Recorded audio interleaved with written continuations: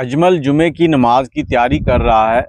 ماں نے پوچھا بیٹا کدھر جا رہے ہو؟ تو اجمل نے بتایا تو ماں نے کہا کہ بیٹا جمعہ پڑھ کر سیدھے واپس آنا، گاؤں میں پولیس نے آنا ہے، وہ بچہ جو گم شدہ ہے اس کی تحقیقات ہو رہی ہیں، فنگر پرنٹس لینے ہیں، تو کہیں اور نہیں جانا آپ نے۔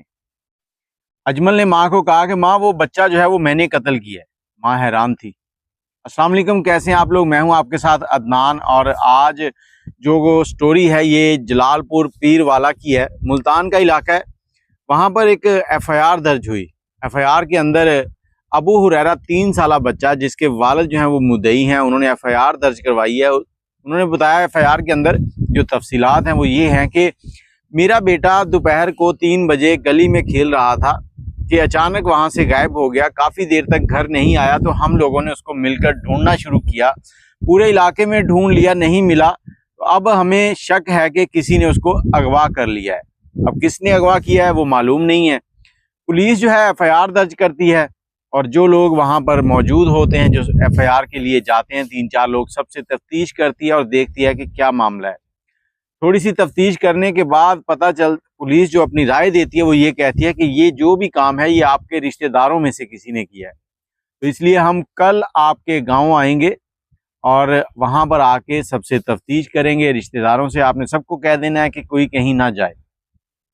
اب ابو ہریرہ کا جو والد ہے وہ واپس آیا، اس نے آ کے سب رشتہ داروں کو بتا دیا کہ صبح پولیس آئے گی، دودھ کا دودھ پانی کا پانی ہو جائے گا، جس نے بھی میرے بچے کو اغوا کیا ہے وہ سامنے آ جائے گا۔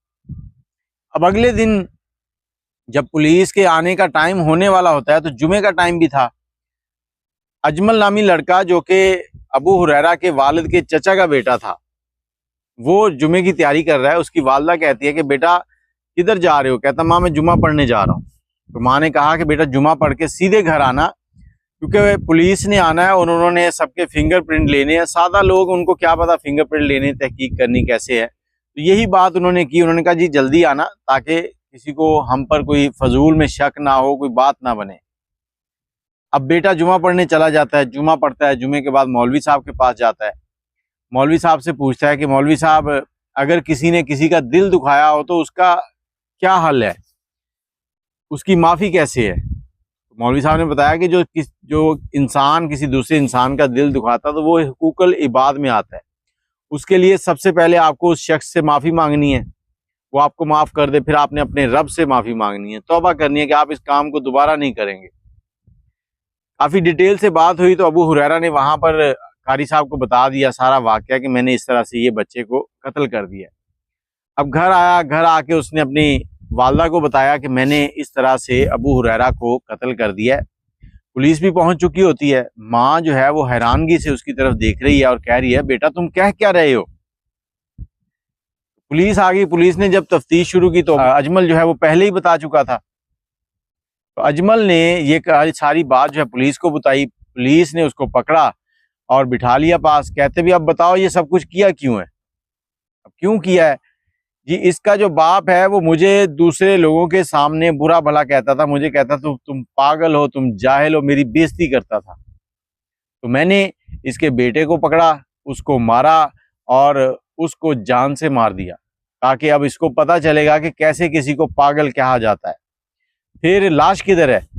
جی لاش تو میں نے مکئی کے کھیت کے اندر گاڑ دی ہے، مطلب پھینک کے نہیں آیا، کچھ اور نہیں کیا، کھڈا نکالا، گاڑ کے آ گیا زمین میں۔